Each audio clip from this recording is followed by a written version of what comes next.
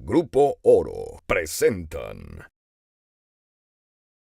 Gracias por continuar con nosotros esta noche. Le informo que el presidente de la Comisión de Hacienda en el Congreso del Estado, él es Jorge Estefan Chidiac, sostuvo una larga conversación en la que habló acerca de asuntos económicos y políticos. Esto es parte de lo que dijo. Como están las cosas para el 2010, yo te puedo decir que hay un hoyo en las finanzas públicas para el 2010 de 300,000 millones de pesos. Hoy la crisis financiera y económica mundial no ha sido agravada en México porque no ha habido una crisis fiscal. Sí.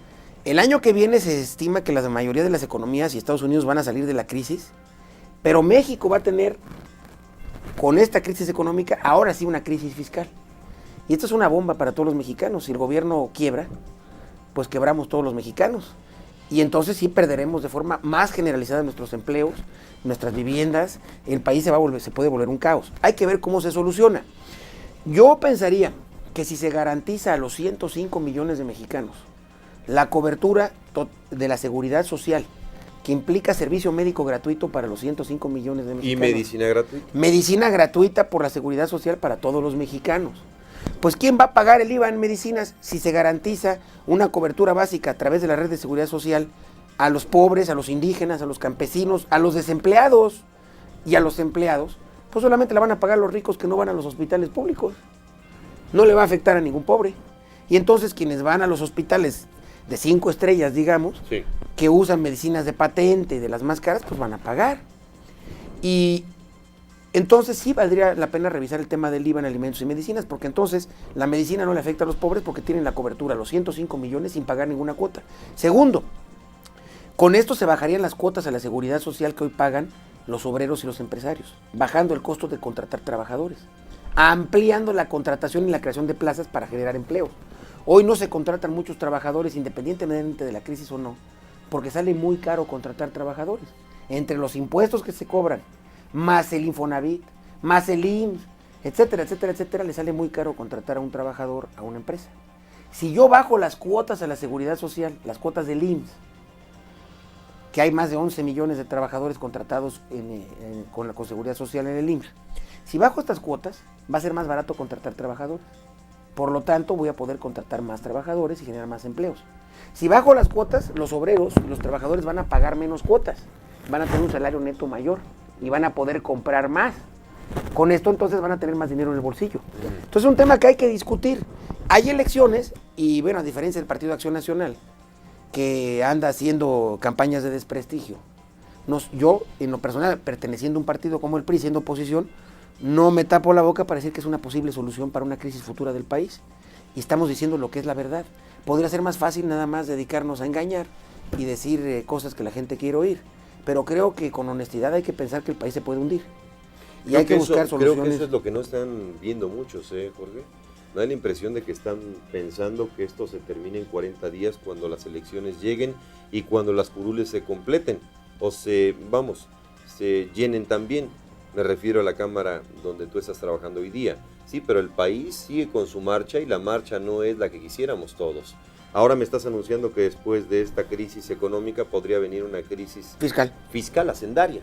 Y es así, nos va a arrinconar más de lo que ya estamos arrinconados y nos va a meter, bueno, pues justamente en una diatriba en la que no vamos a poder sacar adelante ni empleos, ni tampoco recursos, ni tampoco proyectos, mucho menos reformas estructurales, en fin. Habría una quiebra, como lo dices, tal cual, ¿eh? Bueno, mira, yo te quiero recordar, y le quiero recordar a toda la gente que las crisis grandes que hemos tenido han sido fiscales.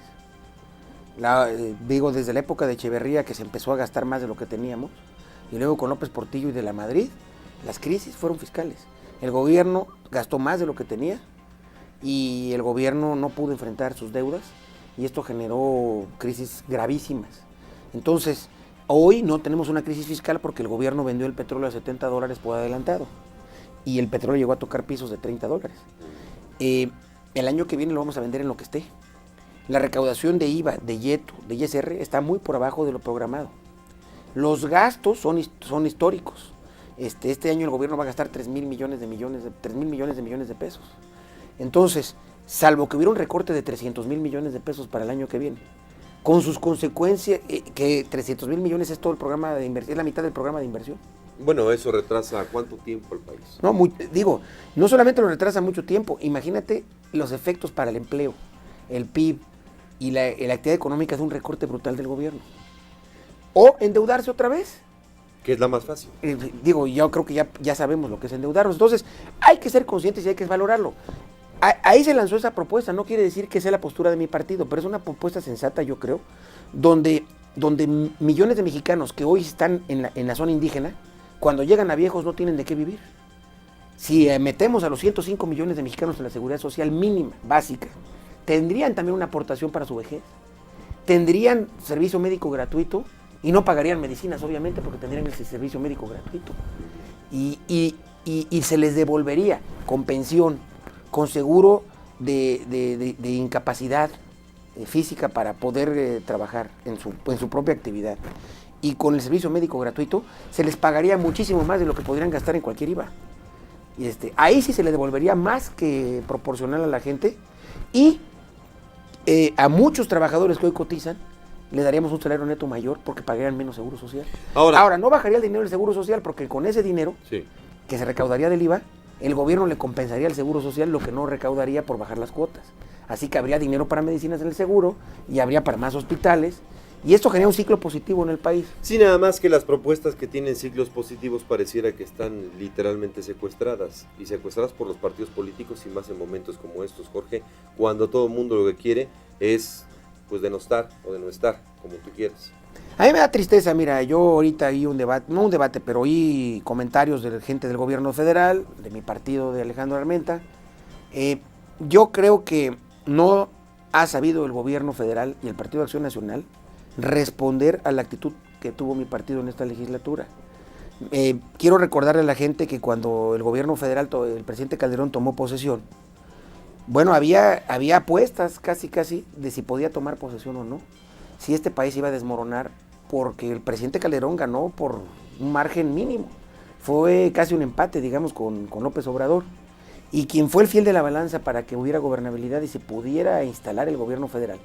Y de acuerdo a la Constitución Nacional, el presidente electo tiene que rendir protesta constitucional, y para eso tiene que hacerlo ante el Pleno, en la Cámara de Diputados, ante el Pleno del Congreso General, que es senadores y diputados.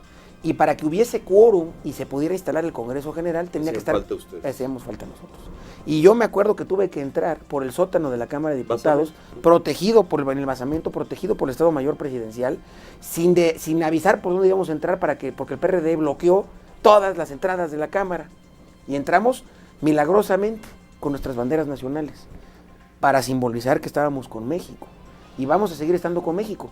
Qué pena que el Partido de Acción Nacional esté haciendo su campaña basada no en propuestas a favor de los mexicanos, sino en desprestigio del PRI, atacando a mi partido. Y qué falso y mentiroso es lo que dice Germán Martínez, de que el PRI no quiere apoyar al presidente. Si yo puedo asegurarle a la gente que apoyamos muchas veces más en la Cámara al presidente Calderón que los propios diputados del PAN, que están acostumbrados a hacer oposición, y muchas de las propuestas del gobierno no las querían votar. Y teníamos que andar nosotros los priistas componiendo los entuertos, porque muchos diputados del PAN se rebelaban y decían que no querían votar lo que el presidente. Jorge Estefan Chilla, ¿qué va a pasar en esta nueva legislatura con los escenarios que se vienen y con la altura de miras que hace falta en la Cámara Baja? Mira, yo creo que el gobierno está cometiendo un error. Por ganar 20 o 15 o 30 curules manda a sus secretarios a hablar mal del PRI, está haciendo una campaña de Estado en donde está agrediendo al partido que lo ayudó a gobernar este país, y al partido que le votó una reforma con impuestos. Por primera vez en la historia un partido de oposición votó impuestos en este país, que es de lo más impopular. Fue el PRI el que lo hizo, y fue el PRI el que hizo la reforma del ISSSTE y la reforma de Pemex y todas las reformas que se han hecho. El gobierno le está apostando a ganar la elección no con propuestas, sino desprestigiando al PRI, cosa que me parece muy insensata, porque por ganar una elección se puede perder un país. El gobierno está para gobernar para todos los mexicanos y para cuidar a todos sus hijos, digamos, en ese hogar que es México. Y yo creo que antes se es jefe de Estado que jefe de partido. Y yo espero que entre la sensatez en el gobierno federal y se piense que después de las elecciones viene la cruda. Y la cruda es que todavía queda un país que gobernar 3 años. Y que hay que hacer reformas que hemos aplazado durante años y que mi partido ha estado dispuesto a hacerlo.